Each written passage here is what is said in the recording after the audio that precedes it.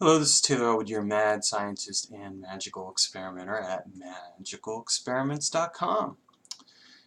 Today I want to talk about working with spiritual ancestors. I've been on this kick recently of connecting with my ancestors as a result of finding out about my family line. But our ancestors aren't just our blood ancestors, and in some cases, some of you may not even know who your blood ancestors are. Nonetheless, we also have spiritual ancestors, and our spiritual ancestors are the people who are part of our magical lineage, our traditions. They are the people who came before us and shared something. They're the people you resonate with. They don't always even have to be part of a magical tradition for you to resonate with them. It could be someone whose writing or art you really enjoy or whose music really touches you. It's someone who has meaning for you, and that meaning has influenced your work.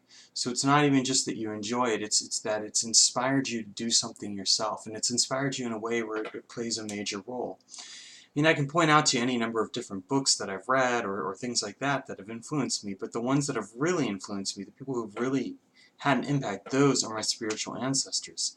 So how do you find them? Well, you do pay close attention to what really has an influence on you, what really speaks to you, and you also pay close attention to what you do with it. It's one thing if you enjoy it, that's great, but if you're actually doing some type of work with it as a result, if you're taking the systems that you've learned or the traditions or the practices or whatever you want to call them, and you're making them a part of your life on a regular basis, and at the same time you're possibly experimenting with them, I think it's fair to say that you've found your spiritual ancestry. Then I think if you want to work with your spiritual ancestors, again, that's quite possible. At least in spiritual traditions, what often happens is that the person who's a spiritual ancestor will leave something of themselves behind. They may have passed on, but they will leave some kind of presence behind for those who are looking to connect. And so, for example, William G. Gray would be a great example of this. He's dead, he's gone. Um, but when I read his books, I feel like there's this distinct presence there that I'm connecting with. And this presence is very much William G. Gray. It's him as a spiritual ancestor, and of course it's him kind of speaking through his books, but also through my understanding. So I think that with spiritual ancestry, you can definitely have that kind of connection via the works of somebody. Sometimes it can also be through stories and tales told in a tradition. Let's say you're working with someone and they tell you stories about someone that they worked with and how that person influenced them. You could then try and do a path working toward that person in order to connect with them. I did this in the case of A.R. Heaver, who was an adept who died in 1980. He was one of my mentor's teachers and had a profound effect on him. And I read the book that my mentor wrote about him, but really, this guy didn't write too much himself, so there wasn't really a lot of writing to access. But nonetheless, through the stories my mentor told, and through the practices that he taught, I got a sense of this person as a spiritual ancestor and a presence, and so I connected with that presence and found a way to make it into a part of my life. In fact, he's the guardian for my stillness working that I'm doing, with the element of stillness. So my point is the person doesn't even necessarily have to be famous. It just has to be someone who has some impact on you, some influence on you, and that person can be your spiritual ancestor. And you can do path workings. You can do, of course, you can read the books if they've written books or done something else along those lines. But really, what you can do is you can even just do rituals to the person.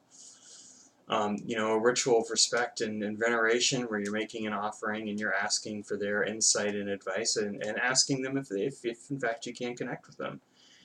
And I think more often than not you'll find that they're okay with that. There may be some cases where they aren't, and if that's the case, you just leave that person alone. They've moved on, they're not coming back, they haven't left something behind. You leave that alone and let it go and just accept that, yeah, there might be a spiritual ancestor that you can't necessarily connect with as intimately as you might with some of the others.